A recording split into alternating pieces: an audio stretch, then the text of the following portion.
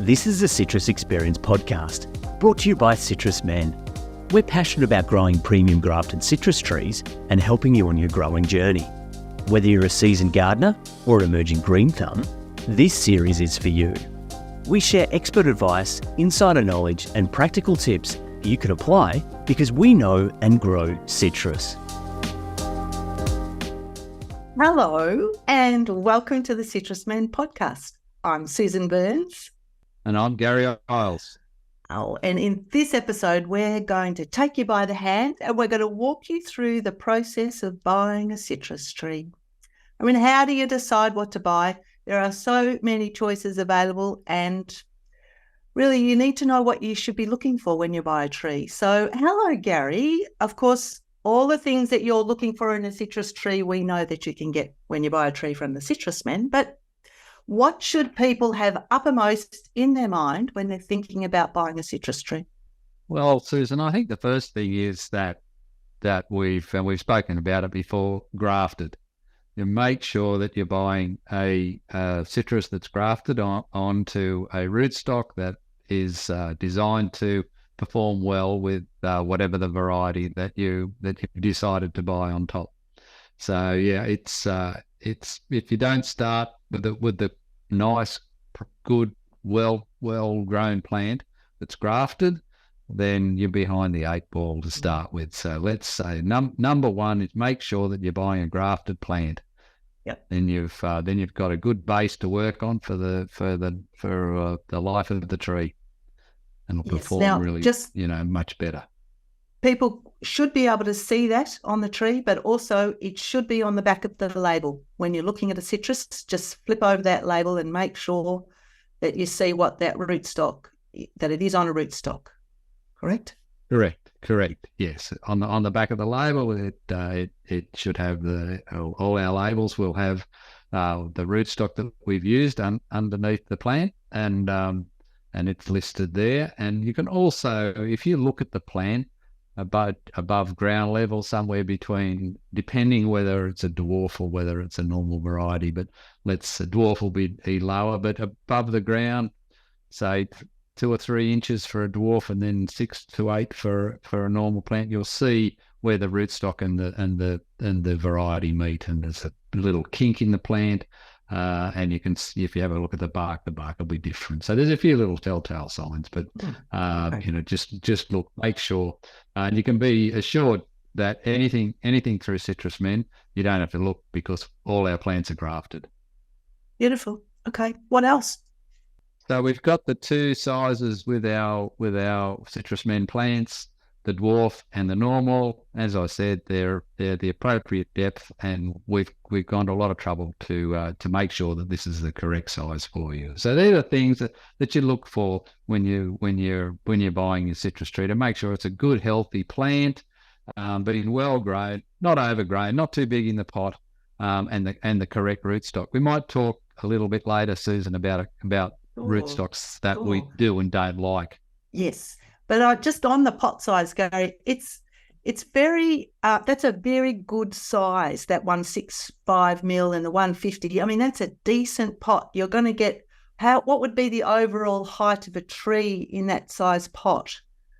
In the 165 longer pot, the height of that tree, including the pot, is a metre, and that's why you get a box that arrives that's a metre tall, so the plant fits neatly in that. So your lemons will be the full metre, mandarins that grow a little bit less, so probably a bit under that, but that's around the size. And then the dwarf, we put in a 60 centimetre box, but they're often not quite that tall because they're a bit lower and bushy. But they're the sizes that you would expect to receive. Yes. So and in that, so you've got a really beautifully grown pot that has filled that pot. So when people are looking, particularly when you're looking online, all our photos look the same. Like, it's hard to know. So don't be fooled with thinking, oh, it's price or anything. If you're buying a less expensive one, they're usually in what we call a tube, which is what we or you pot out of and grow the tree on for another several months to get it to fill that bigger pot. So you're actually getting time. You're buying time when you get a beautiful, well-sized tree, aren't you? But not over the top, as you say. Yeah, that's right. It's another another 6 months minimum from that tube size. We've thought about this a lot, and we feel we're supplying our customers with a well-grown, good-sized plant that's ready to be planted out and then take off and do well in the garden.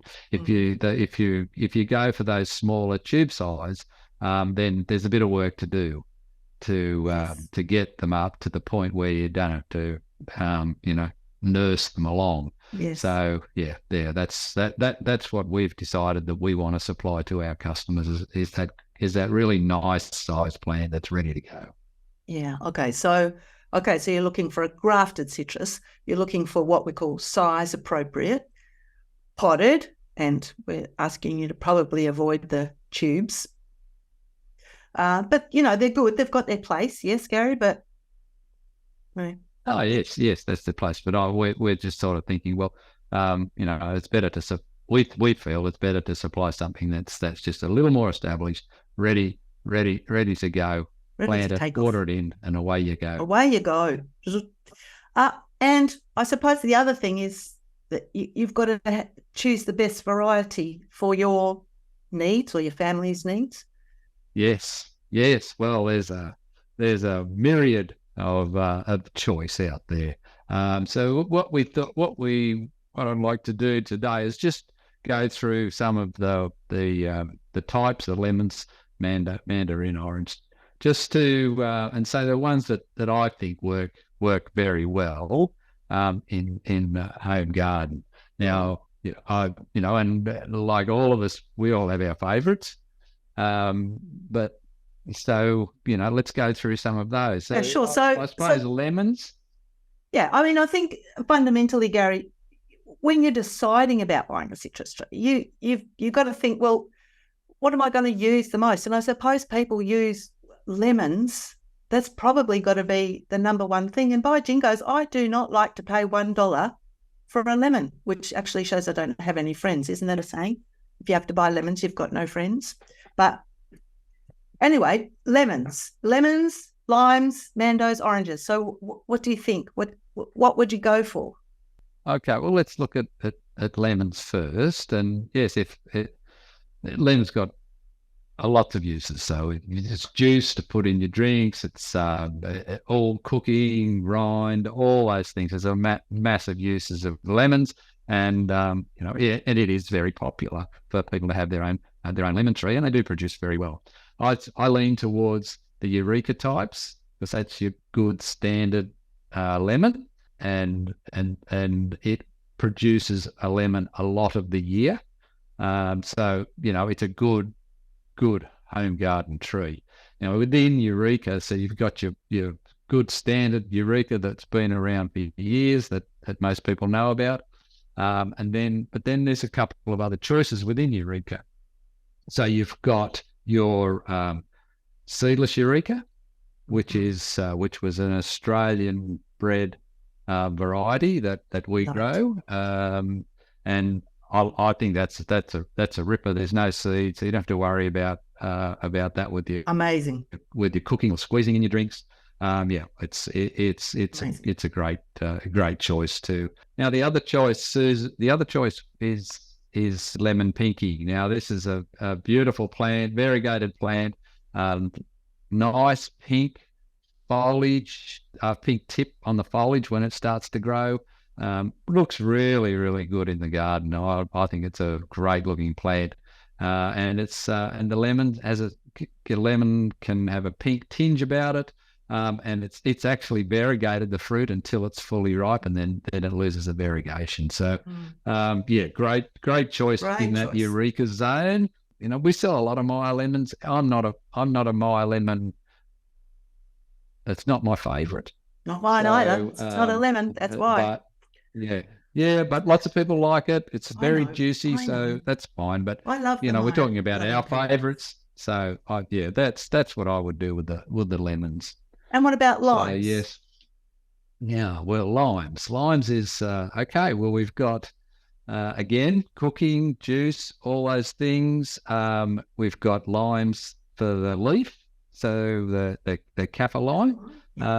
It is used a lot in Thai cooking, and I've used it myself. I don't cook a lot, but I have used it a bit in with fish and all. It's where you put the leaf in, and it's definitely give you a flavour through the food. So it's Lovely very to use on your popular and it's a barbecue, great aren't choice.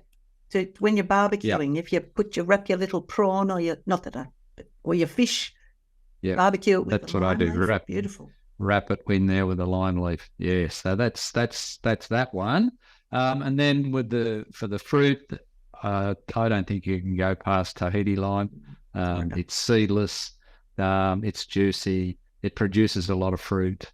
Great choice. Yeah, there are others, but that'd be my favourites. Yeah, and I think too that these are things that they're just going to be kind of easy for you. They're just good performers, aren't they? So great choices there. And then probably, I don't know, a mandarin. A mandarin is another good one because it's a good eating thing to have, a good general. Yes. And my goodness, there's a lot of mandarins. There's a lots of them, but we've got a couple of favourites. Yes, we do. And we do. And the one that we've just released, the Ponkonomi, it's a ripper. It fruits easily. It fruits early on in its life. So it's mostly seedless. It peels nicely. It hangs on the tree for quite a while. Yeah. Imagine saying, come out and admire my Ponkonomi tree. Would you like me to pick a Ponkonomi? Right. Fabulous. And you How can say, impressive. When they say, well, that's a funny name, Ponkonomi. And you can say, well, that's the parents. It was bred between Ponkin and Ponkonomi. So Ponkonomi, there we go. So there's a reason for the name. Yeah, beautiful. And the other one, what's the other one? Oh, well, our sugar bubba, the small fruit. We grow it on the dwarfing rootstock with the idea that it's a small, compact tree that can fit in a small spot in your garden, and it's a small fruit, but idea it's a ripper. Yeah, seedless, sweet. It's very, very, very nice fruit. And it again, it matures fairly early, so you can have a couple of these things if you've got space. One that matures a bit early, they're quite two different fruit, those two. Yes. And little and big. The sugar bubba would mature first and the Ponkonomi later. So you can make that little combination. But they're ones. I mean, they're our favourites because we've been involved in testing them and thinking, okay, these are good choices for the home garden over the older varieties. So so that's, and don't forget, Gary, our favourites. With the eating part is part of the testing. We just love to eat. That's so delicious. Yep. Fruit. Yep. That's the best part of testing, Susan. I get to eat them on my way home every evening. How many citrus fruit do you eat a day, Gary? Too many. Oh, well, it does you well. So really, for a family or whatever whatever, if you were just thinking about what am I going to have, really great choices.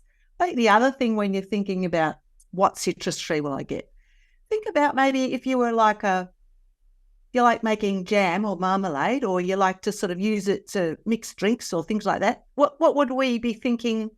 I like making. Who wants to go and pay a lot of money for the fruit? You need to have a tree that's going to give you that fruit and makes it more special.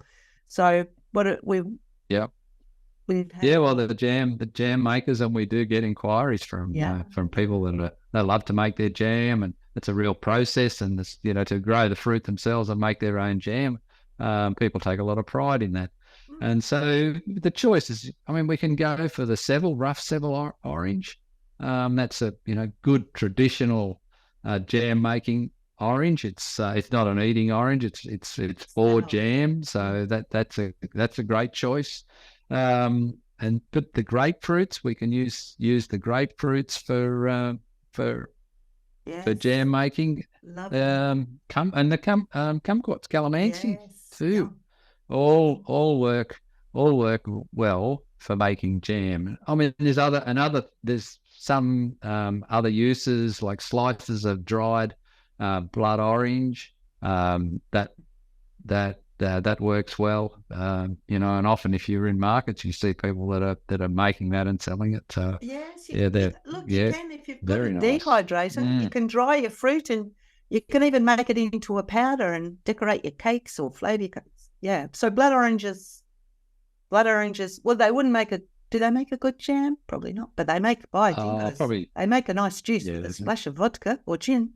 Yeah, well, of course the juice is coloured too, so you can the blood oranges, Ippolito. That's a beauty. It's one that we've been selling for a couple of years. So there's some nice choices in those blood oranges if you want to go down that way. And there is also too the ruby, the star ruby, the grapefruits. They have beautiful juice and a lovely juice for making cocktails or juices or lovely drinks out of. Yeah.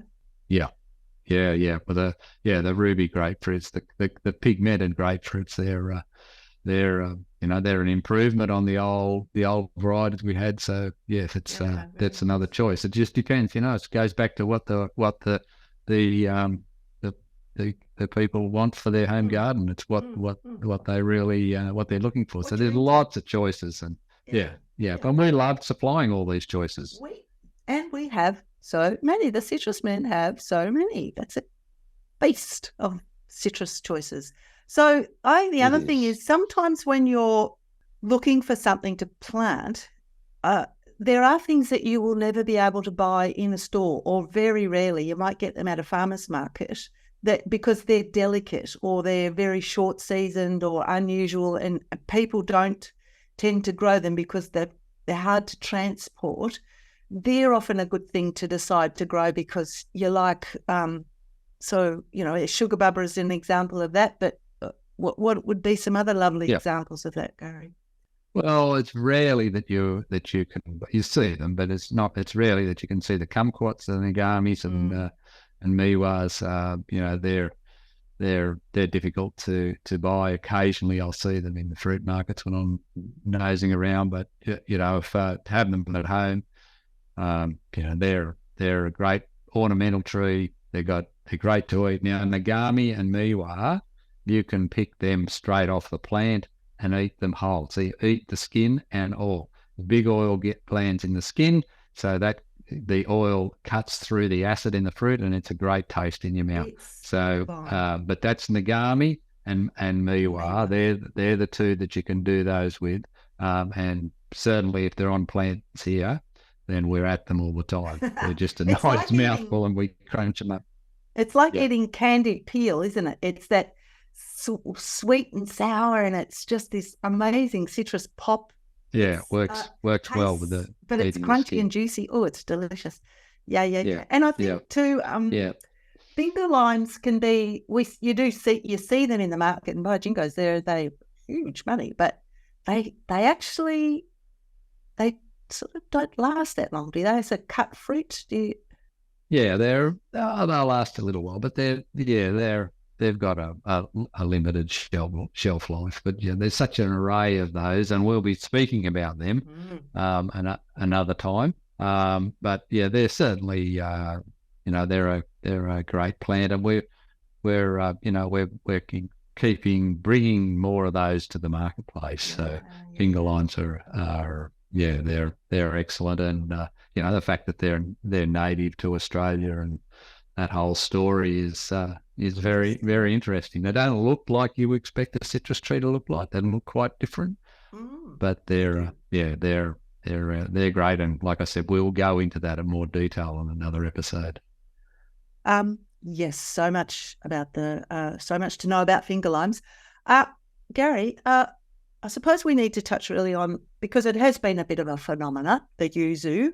People love, love, love yuzu, and we've got them, and we've been selling them for a couple of years on Citrus Men. What are your thoughts about the quirky and the unusual, like Buddha's hand? Yeah, the quirky. That's right. I mean, it comes down to your space. If you've only got space for one, then maybe you look for something with a broader usage. If you've just got a balcony or a small courtyard and you want to have something, at the citrus in that area, then what are you going to use for the most times? So that's a choice. Yuzu, there's been a real interest in yuzu because of the flavouring in cooking, in Japanese cooking in particular, and it's been great to supply those to the marketplace. But for myself, if I was a yuzu or a Eureka lemon or a ponkanami, I feel the others would have more choice. But if I'm going to put a couple of trees and I'm a cook, then absolutely go for it. Sure. And if you've got a bit of a paddock or a bit of space, and you can, because it's not the most handsome looking tree, let's be honest. That's okay. No, it's not. It's not a feature. It's not as nice as a ponkanami or a lemon pinky. No, it's not a rock star, but it's about your cooking. It's about your cooking. Yeah, absolutely. And also, people, I do believe, not being to Japan, but people put the yuzus in the spa bath because there's this little thing called novelin, and it makes you all sort of relaxed and chilled out in spa. So maybe if you've got a spa, I've heard that. You could grow some around your spa. But anyway, that's that. So look, that's news to me.